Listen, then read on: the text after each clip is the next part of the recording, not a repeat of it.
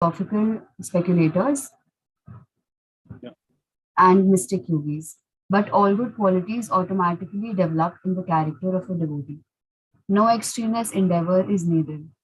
As confirmed by Srimad Bhagavatam, Canto 5, Chapter 18, verse 12, all the good qualities of the demigods manifest progressively in one who has developed pure devotional service. Because the devotee is not interested in any material activity, he does not become materially contaminated. He is immediately situated on the platform of transcendental life. However, one who engages in mundane activity, be he a so-called jnani, yogi, karmi, philanthropist, nationalist, or whatever, cannot attain the higher stage of Mahatma. He remains a Duratma or cripple-minded person. According to Bhagavad Gita, chapter 9, verse 13, Mahatmanastu mam partha devim prakritimashritaha bhajantyananyamanaso natva bhutadimavyayam. O son of Pritha, those who are not deluded, the great souls are under the protection of the divine nature. They are fully engaged in devotional service because they know me as the Supreme Personality of Godhead, original and inexhaustible. Should I continue reading? Yes, maybe just complete just one paragraph, please. Yeah. Okay. Since all the devotees of the Lord are under the protection of His supreme potency, they should not deviate from the paths of devotional service and take to the paths of karmi, mani, or yogi. This is called utsaha nishchayat dhairyat tattat karma pravartanat. Enthusiastically executing the regulative activities of devotional service with patience and confidence. In this way, one can advance in devotional service without hindrance. Jai. Srila Prabhupada ki Jai. So, Srila Prabhupada has given very nice purport on this verse, and we discussed many points. So, in last couple of paragraphs that we just read, where Srila Prabhupada is saying that there are good qualities among even the yogis or fruity workers or Mayavadis or philosophical speculators as well. But where it says that all the good qualities automatically develop in devotees, and there is no extra endeavor is needed. So I was reading through actually Krishna book where Srila Prabhupada said that actually the demigods and actually demons are asuras, So difference between them is actually the demigods, they actually accept Lord Krishna as a supreme personality of Godhead, and they also follow his instruction, very submissively. They accept whatever Lord is actually dictating. So Srila Prabhupada says that one who live their lives according to the will of the Lord, are called demigods, whereas the asuras are the people with a demonic mentality, they reject the Lord and they do not care about Lord's instruction as well. And there is no question of actually following, the instruction given in Bhagavad Gita or Bhagavatam. And they are called asuras, or the people who have demonic tendencies, So that is a difference. So even devotees actually who are actually devoted their lives to serve Krishna with love. So all the good qualities, that demigod have, because they are also following the same path, right? The devotees, obviously, they love the Lord, and they also accept Lord's instruction very faithfully, and they try to implement in their lives. So Srila Prabhupada, what is saying that all those good qualities of demigods, they automatically actually manifest in a devotees. So here also there's a reference given of the Srimad Bhagavatam verse, that's Canto 5, chapter 18, verse 12. I'll just read the translation. So where Srila Prabhupada is saying, all the demigods and their exalted qualities such as religion, knowledge, renunciation, become manifest in the body of one who has developed unalloyed devotion by the Supreme Personality of Godhead, Vasudeva. On the other hand, a person devoid of devotional service and engage in material activities has no good qualities.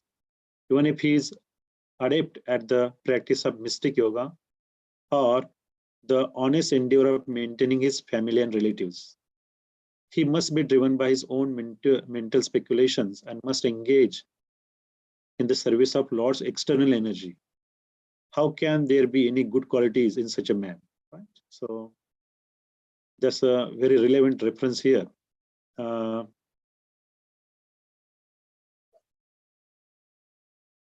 And also in the purport down there, if you're actually interested in the good qualities, where Krishna Das Kaviraj lists the 26 good qualities of Vaishnava. You know? So the first one is he's very kind to everyone. He does not make, second, he does not make anyone his enemy. Third, he's truthful. Four, he's equal to everyone. Fifth, no one can find any fault in him. Six, he is magnanimous. Seven, he is a mild. Eight, he is always clean. Nine, he is without possessions. 10, he works for everyone's benefit. 11, he is very peaceful. 12, he is always surrendered to Krishna. 13, he has no material desires. 14, he is very meek. 15, he is steady. And 16, he controls his senses. 17, he does not eat more than required. 18, he is not influenced by Lord's illusory energy. 19, he offers respect to everyone. And 20, he does not desire any respect for himself. 21, he is very grave. 22nd, he is merciful. 23rd, he is friendly. 24, he is a poetic. 25, he is an expert. And 26, he is silent. So, Krishnadas Kaviraj here, he has enumerated these 26 good qualities of a Vaishnava, of a devotee, So all these good qualities, they, as it says, they're actually, they are also present, in demigods, they automatically manifest what Srila Prabhupada is saying in the devotee without any extraneous effort, So when you actually start on this path of becoming a devotee, all the actually anarthas will go away, Your heart will be actually progressively purified, as you become more and more serious about actually executing your devotional service. But the asuras, actually who reject the Lord or do not care for his instruction, they have actually exactly opposite qualities, And in this material world, actually, if we see, actually, before even we start on this path, we do not have any of these qualities. We may have a few of them, but mostly we are very much attached to the sense gratification and these material things. And we have a lot of actually the qualities that are not very congenial for spiritual development.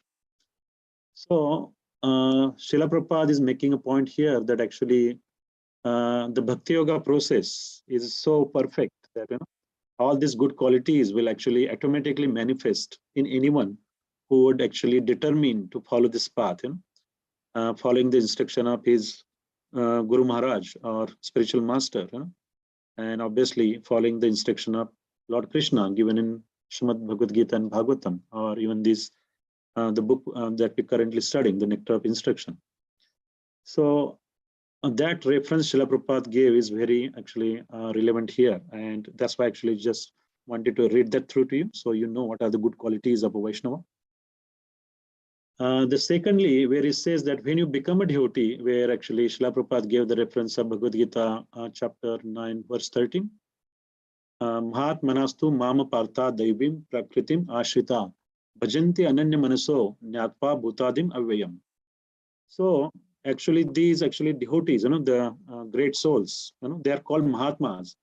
And they're always actually, when they become a devotees, and they are very serious, then they're actually under the protection of internal potency.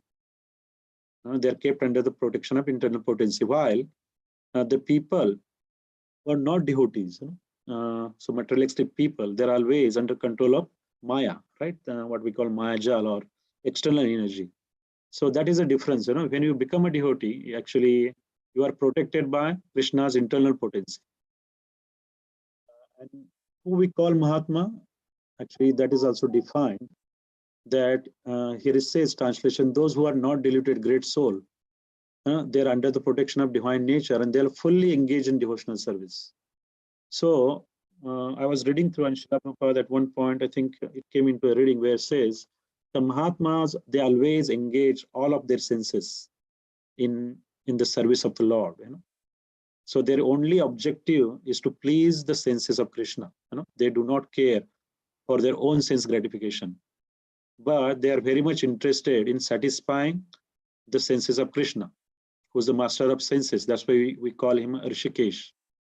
So those are called Mahatmas, where the Duratmas, who are actually opposite to this, are actually always engaged in, actually they're always interested in satisfying their own senses, right? That's why they're very much engaged into these material activities. And Srila Prabhupada says that some people, they work very hard, like a donkey, they work very long hours, they put a lot of efforts and they try to earn money so they can actually enjoy their senses, so they have all these facilities to enjoy. But Srila Prabhupada says there is so much effort to just, satisfy your material senses. If you put the same amount of effort in a Lord service, you're automatically, your senses will be purified and you are actually become a Mahatma because you want to actually satisfy the senses of Krishna, and as it is said, when once you are on that, what they call the Brahma Bhuta platform, and when you render the pure devotional service to Krishna, the pleasure that we derive is actually ever increasing, there is no end to it. So if we actually engage in trying to satisfy ourselves, we always end up in a frustration, fear, and loss. Whereas if you're interested in actually try to please Krishna by actually doing various services, then we achieve the greater goal. Actually we achieve the what they call is Paramanand. So we get a lot of pleasure, and devotional service in itself is very blissful. So one should understand this difference, and as Srila Prabhupada says that that we should not deviate from the path of devotional service and should not take to the path of karmi, jnani, or yogi. So we already discussed, karmis, they are always actually engaged, try to earn money or try to actually have various material possessions because they think that is going to make them happy. But they are under illusion because they're always under Maya, influence of Maya. Jnanis are the same because actually they try to understand Krishna or they want to merge into the body of Krishna or Brahma Jyoti, and there is again ego issue. They think they are as good as the Lord, right? So they again, there is always a chance of fall down even if they achieve that goal of actually going to the Brahma Jyoti, because again they lack the bliss part there because they can have the eternity and there's some knowledge, but they will not have a bliss, and they always want to actually have some association and want to actually again enjoy. And in order to do that, they again have to come down to the earthly planet. They fall down. And yogis, actually, if yogis are only interested in actually having those mystical powers or magical powers, then again that is material. There's nothing devotional about it. So all these efforts will actually they end up in a frustration, and that's why it says that actually it takes many years, as in Bhagavad Gita it is said 4.19. Bahunam jannam ante jnanvan mam prapadate vasudeva sarvamiti saha mahatma sudurlabha. So it takes many millions of birth to come to the understanding that actually Krishna is the cause of all causes, Vasudeva Sarvamiti. So Krishna called that such actually Mahatmas are very rare. So when Krishna says it's very rare, that means it's very rare, to actually get to the stage. That's why if you want to attain the state, as Srila Prabhupada is saying that Ussahad Nishya Dhairya Tat Karma Pravartanat, one must enthusiastically execute all these regulative principles of Vaidhi Bhakti, devotional service, with patience and confidence. So we already discussed we spent a lot of time understanding what is actually patience, or what is a dhir means, and also the confidence, nishchay. So all these things in this verse, they are very, very critical. If one is very determined to actually progress and actually get to the stage of pure devotional service, as Srila Rupa Goswami says, that actually these instructions, are very critical, and one must take it very seriously. And if we actually accept this and we try to implement in our daily lives, then definitely we will progress on this path of devotional service, as Srila Prabhupada says, without any hindrance. So all the obstacles will slowly, they will disappear, and we will actually progress. So that is the actually what I understood by what Srila Prabhupada is trying to say here. So yes, do you have any questions, or if you want to share your realization on any of the point that we discussed so far? Hare Krishna Prabhuji, I had one question. So I'm not sure if the two things are related or not, but so we discussed in this that the demigods are the demigods because they follow they live their lives according to the will of the Lord, that they follow his instructions, and that they execute the devotional process, and that's why when devotees come to that process, they also develop qualities of the demigods. But we also say that it's very difficult to execute the devotional process in higher planetary systems, that you can't, like, because there is so much pleasure in the higher planetary systems, in heaven or whatever it is, that is very difficult to execute the devotional process, and it can only be done in the human form of life. So I just wanted to understand that, then how come the demigods are like executing the devotional process if it's very, very difficult, if it's nearly impossible to do that? So I guess that's my question. I'm not sure if the two things are related, but yeah. Okay, so yeah, that's correct what you said. Means actually, if you actually elevate yourself to the heavenly planets, but when you say you are elevating yourself, you do not become a demigod, right? So you can actually maybe situated in heavenly planets. The demigods are they are like managers. They have the control of a particular energy. So that is, I think, from my understanding, is much elevated position that just being into the heavenly planets. So one can become a demigod. Any living entity can become a demigod. Means that's what we have been taught. One can actually raise oneself to that level. So basically, that is a devotee. You cannot become a demigod without become a devotee of Krishna. But actually, the second part where you say that's correct. Actually, once you're in the heavenly planets, so there are more facilities to enjoy. Much better facilities, and that even heavenly planet is still the material world, right? There's still modes are there. So when we have all these facilities to enjoy, our tendency, actually, that is always we want to actually enjoy this material world. So it's very less likely we will engage ourselves in actually serving the Lord. But the earthly planet, there is, there's a little bit pleasure, and there is a lot of pain in this current world, right?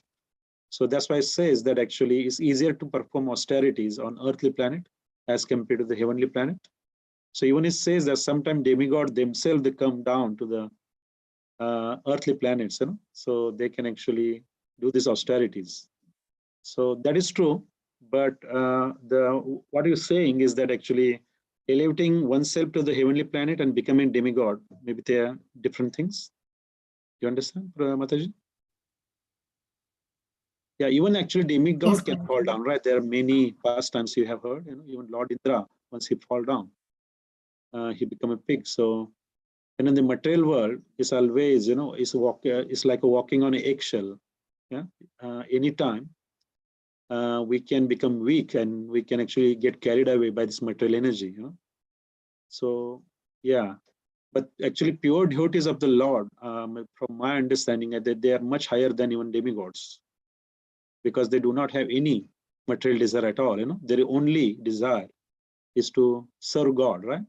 Even some of them do not even want to go back to the Vaikuntha planet or Golok Vrindavan, right? Even as Prahlad Maharaj, what he asked is to actually, he wanted to go down to the lower planetary system, so he can actually preach and try to actually get all those Jivatmas back to the Godhead. So that is a mode of a very pure devotee, pure Vaishnava.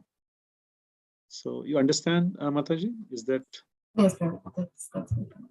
I And understand. also the question that you asked last week, when I was doing some research on that, that Mhm. where you said that once the devotional service is begun, Mhm. one is possibly dragged to the ultimate success. So I was reading through, Yes, yes. and there is a reference in Chaitanya Charitamrit, Antilila, chapter 4, verse 47,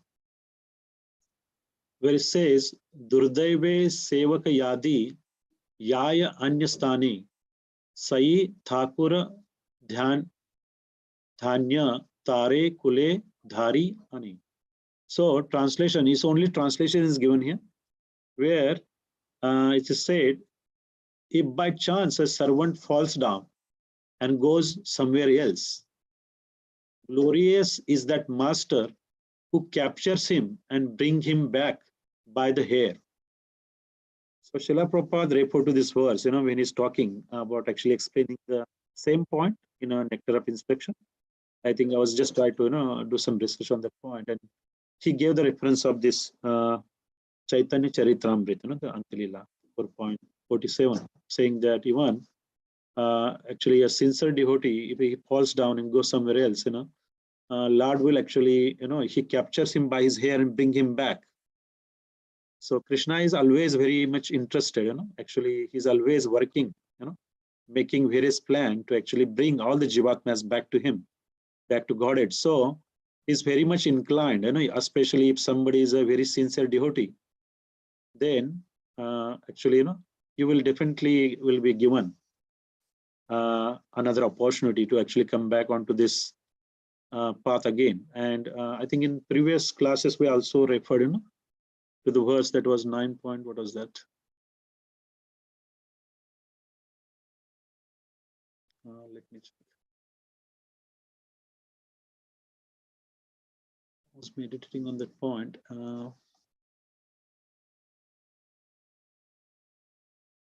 Where we discussed the accidental fall down. What was that verse?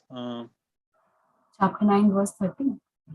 Yes. I just forgot the beginning of the verse.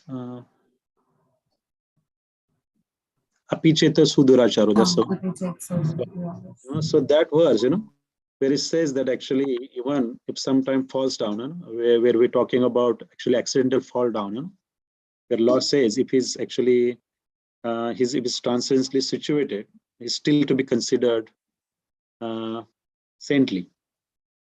So that's actually a very important verse, and we had actually quite a long discussion.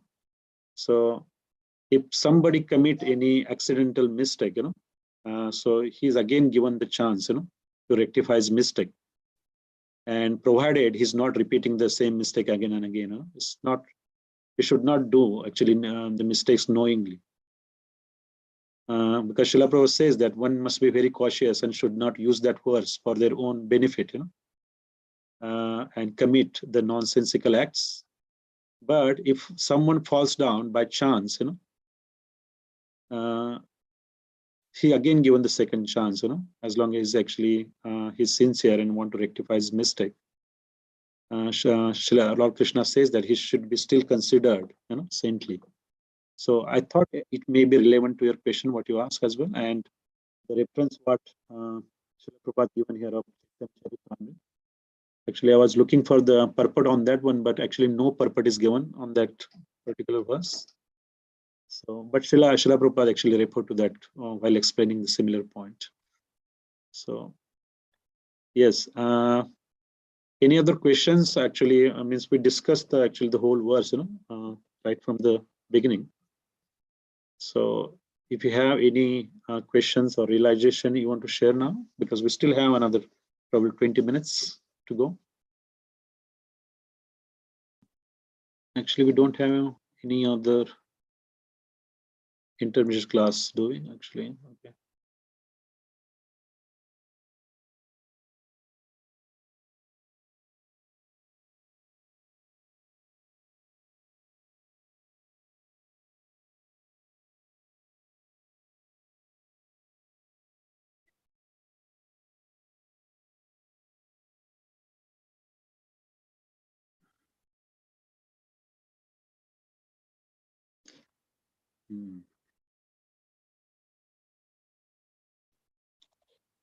Okay. Hare Krishna, Amrish Babu, are you there?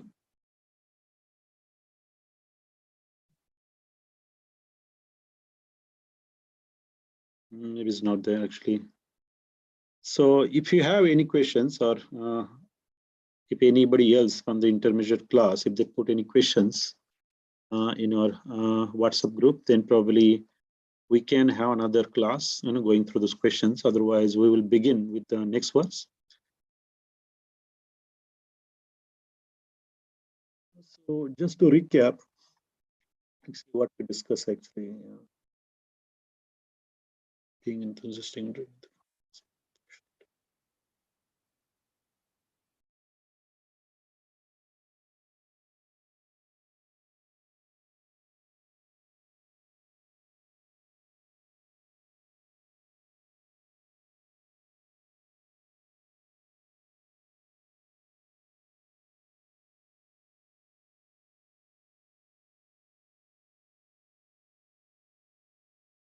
Actually, I also wanted to just recap with everyone, but actually you are the only one here from the intermediate class today. So Mataji, means I do not want to put you on the spot, but means did you understand all the points that we discussed with being enthusiastic and being patient? How to actually endeavor with the confidence, all those things actually means, do you have any questions on those points? Means, did I actually explain it in greater detail? That if you have any doubts or questions, we can clarify now, because we have another 15 minutes on our hand now. Yes, Roger, I think you covered everything in a lot of detail and depth, and we gave a lot of reference as well. I don't think there is any gap left.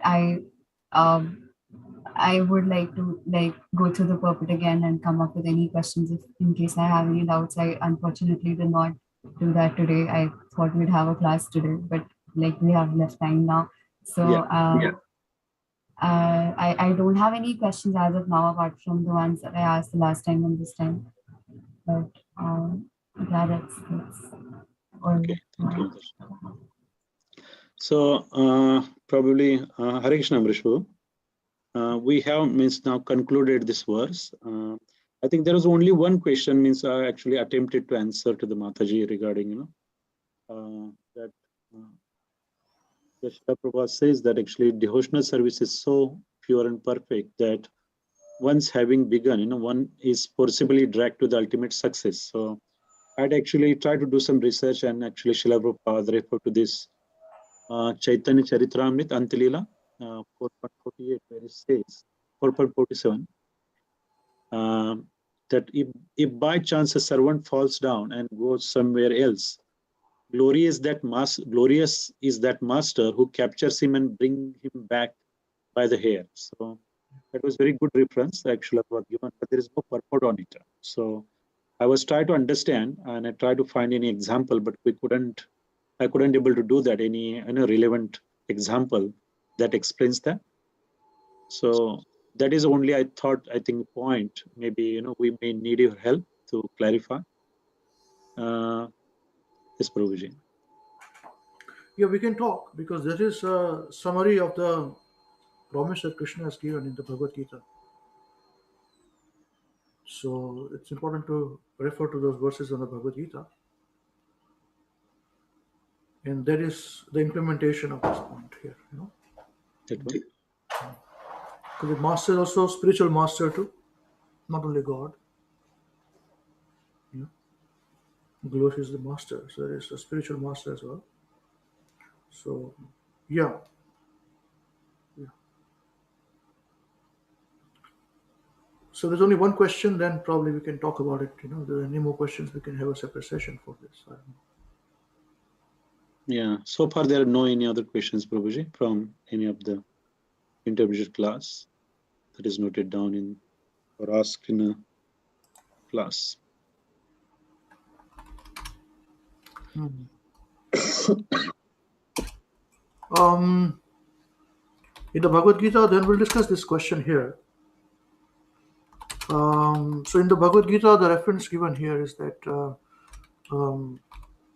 where Arjuna is asking that what happens to the person who starts off his devotional service but then could not complete. Mm. Is there a question which was asked? Along the, I think, yeah, along the same lines, yeah, where it says, when one begin the devotional service, one is forcibly dragged to ultimate success. So yes, I think it's very relevant. So in the Bhagavad Gita, this question is asked by Arjuna that what happens to the person who starts his devotional service but cannot complete it. So what happens to that? So in the matter of imperishability of the activities that has taken place, imperishable nature, of devotional service. So there Krishna is saying that a person who's like this, he gets a chance to finish his if he's incomplete, then he takes birth in the higher planetary systems, and there he enjoys the arrangement of higher planetary system for many years, celestial enjoyment. And then after that time is over of enjoyment in the higher planets, he falls down again to earthly planet.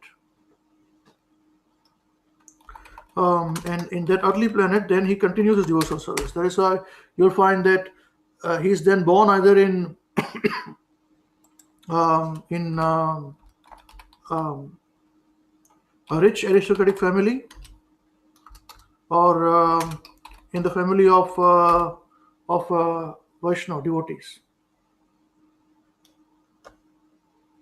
So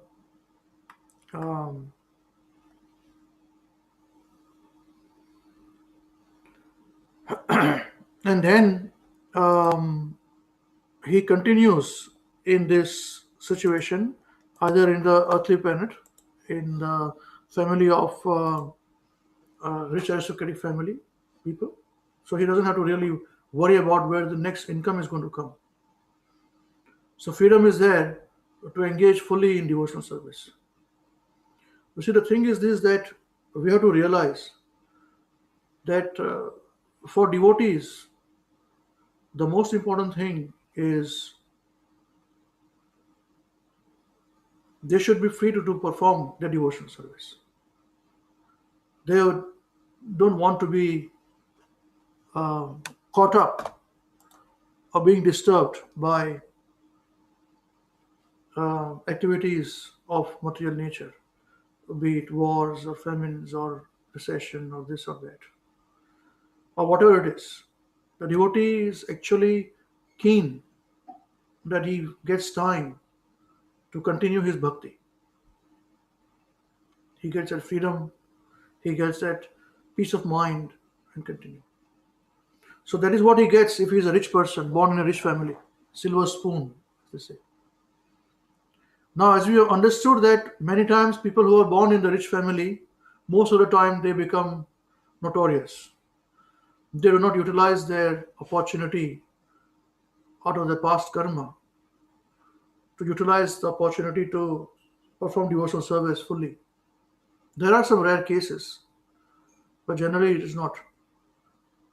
So the second kind of birth is more important, where he is born in a devotion, even in a family of transcendentalists. That is the word used in the Bhagavad Gita. So transcendentalists, righteous people and aristocracy, So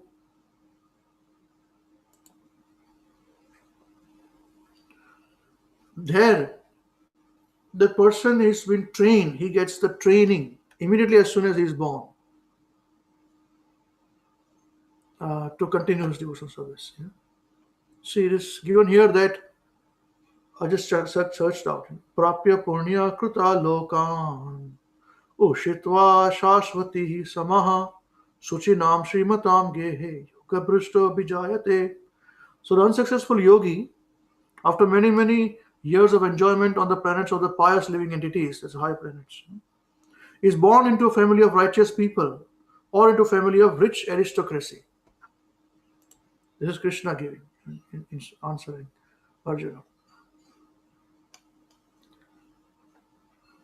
And then he says that Athava yoginam eva kulabhavati dhimatam etadhi durlabhataram loke janma yad idrusham. He says, or he takes his birth in a family of transcendentalists, yoginam, transcendentalists, who are surely great in wisdom. Verily, such a birth is rare in this world. You see? So here Prabhupada gives example of his Guru Maharaj, Srila Prabhupada's Guru Maharaj, Srila Bhaktisiddhanta Saraswati Thakur Prabhupada, and Prabhupada's own personal life also, which takes his birth, because he was born in a family of devotees, you see. So then Krishna says that Tatra tam buddhi samyogam labhate paurva dehikam yatate cha tato bhuyah samsiddha kuru nandana. So on taking such a birth, he again revives the divine consciousness of his previous life. And he tries to make such further progress in order to achieve complete success of son of Kuru. So this is the point here. This is the chance that is given. So that is the reason why a master is very keen to bring his disciple back.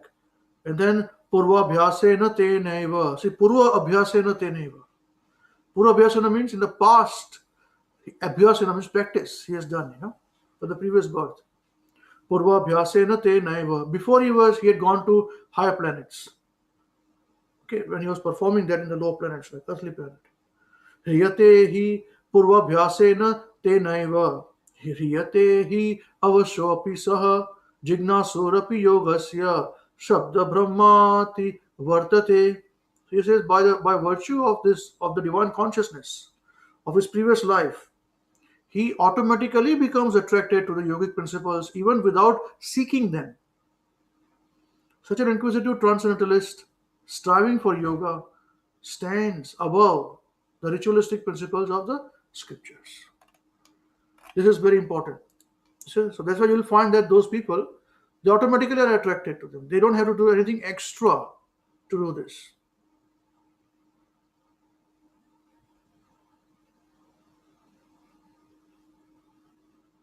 And then Krishna at the end says that Prayatanad yatamanastu yogi samsuddha kilbhishaha aneka janma samsiddhas tatoyati param gatim. These are all in chapter 6, these verses. 41, 42, 43, 44, 45. So, but when the yogi engages himself with sincere endeavor in making further progress, being washed of all contaminations, then ultimately, after many births of practice, he attains the supreme goal of going back to Godhead. So these are the chances given by Krishna. It is a part of automatic situation for everyone. Okay? For all living beings. Moment you're in touch with Krishna, you get benefit. But then there are those devotees of the Lord. They take the extra special care that why do you want to again go back and come back and take another life and then perfectly? Do it now only. What do you want? What do you need? Will work for you. Will help me He says, help me. It will help me, not help you. So these are the transcendentalists who live in this material world as if they are living in the spiritual world, Vaikuntha. In Vaikuntha, you'll find such kind of selfless people, living beings.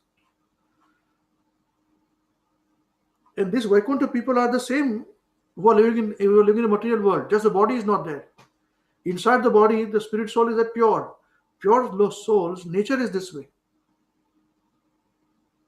So that is the point to be understood. That one moment one starts devotional service, he'll finish it for sure.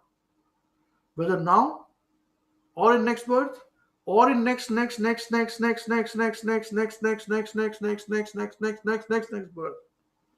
But he'll finish. It'll come to that conclusion. But if you don't start, the cycle of birth and death is constant. Very vicious. Very, very vicious cycle of birth and death. Because in every cycle, we may find some kind of spiritual activity, but you will never know whether you've been cheated or not. This is the purest form of bhakti, purest form of spirituality, purest form. So that is why we should be transcendently proud, not ego, that we're on the right path. They want to finish this, whatever happens. And Krishna arranges very nicely our family situation, our life, or everything. If you are sincere, you will do it. But remember one thing, don't underestimate the power of our own karma. Because the power of our own karma can obstruct. Krishna is not obstructing. He will reduce the power of karma. Second thing, do not underestimate the power of our own ego. Where suddenly we are doing this devotional service for 1 year, 2 years, 3 years, 4 years, 6 years, 8 years, 10 years, and we demand Krishna should now take care of me. Krishna's role is very, very tricky, because he has to take care also. At the same time, he has to manage our past karmas too. When we have not considered Krishna as existing, we consider we are our own self, we are our own God. Yeah. So there's just few points I wanted to cover without, apart from what has been spoken about this. Is that okay? Yes, Prabhuji. Yeah, very nicely explained. Thank you, Prabhuji. Yeah, because I'm not very sentimentalist. There are many devotees who are sentimentalists. They love Krishna in sentimental way, which is great, no problem. But we have to accept our karma. That is quite black and white. Dealing with karma is black and white. It's no sentimentality. It's very hard to deal with it. I was reading somewhere, one devotee got hit by somebody, unprovoked attack on his head. His skull was fractured, somebody hammered something on his head. Fractured, he's nearly died, he's on this very bad situation. He says, I must have hit this person in our previous lives. That's why he's doing it to me without not knowing. Unknowingly, he's hitting me. So we'll never know what we have done. Not only human, but even non-human life. So we are in a very big mess. Material world is a big mess, and every one of us are messy. We are messed, that's why we have come here, doing time. Yeah. Okay? Hare Krishna. Hare Krishna. Divansh Mataji, you're happy with the clarification now? Yes, sure. Thank you, It's a lot Prabhuji. to think about. Hare Krishna. Yeah. Because I don't like just sentimentality as an answer. Lord will bring him back. That's right. Why will we bring him back? He does it automatically, and then we have got our own karma also, that we are responsible for it. Don't make Krishna responsible for our karma. When you say Krishna reduce my karma, means we are making him responsible. Why should he do it? He can do it out of his free will if he wants to. But devotee does not demand anything. Remember this. There is no place for sentimentality, especially in what I am teaching, what I believe. Right? Personally, he is loving us, we love him, that is enough sentimentality for us.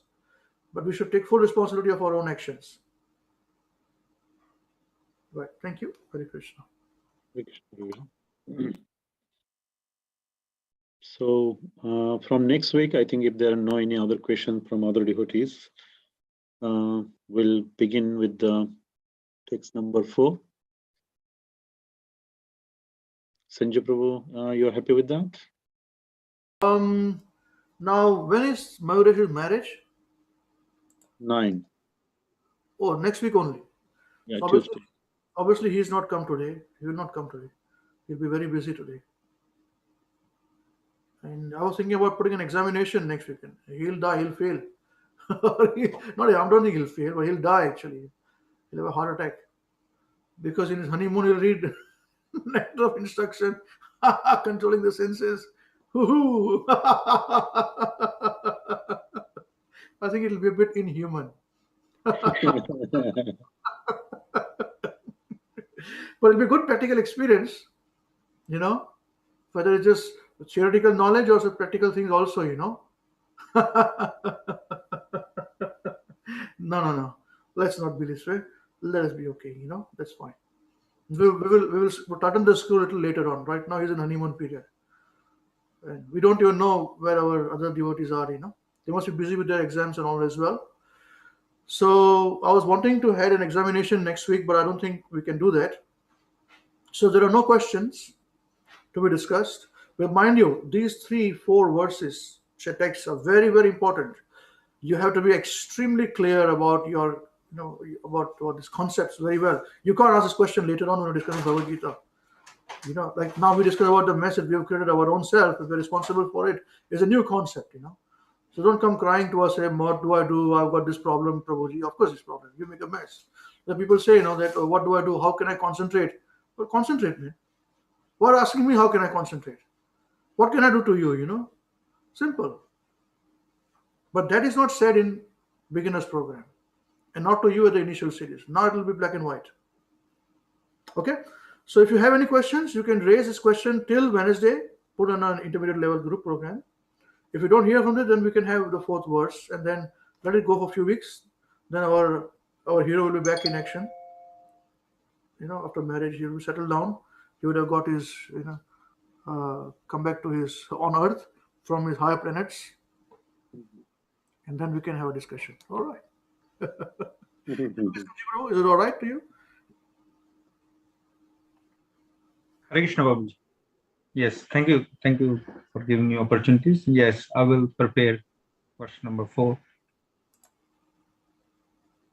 Yes, Prabhu. Okay. All right then. Perfect. Thank you. So you got if Wednesday, 4 o'clock, to Wednesday, let us know. If not, then we will do the words. Then. Thank you. So we stop now or? Just one clarification. Can we ask if we have questions from the previous verses, like text 1, text 2? Can we ask those as well, or just text 3? You had the opportunity each time, you know. Yeah. Yes. Why was it not given this question, you know?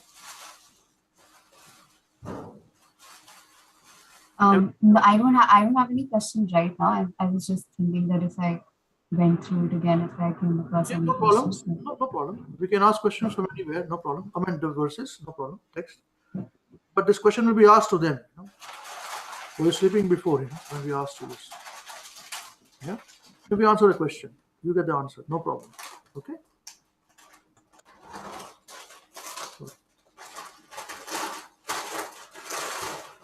All right. So we stop now. Yes, Prabhuji.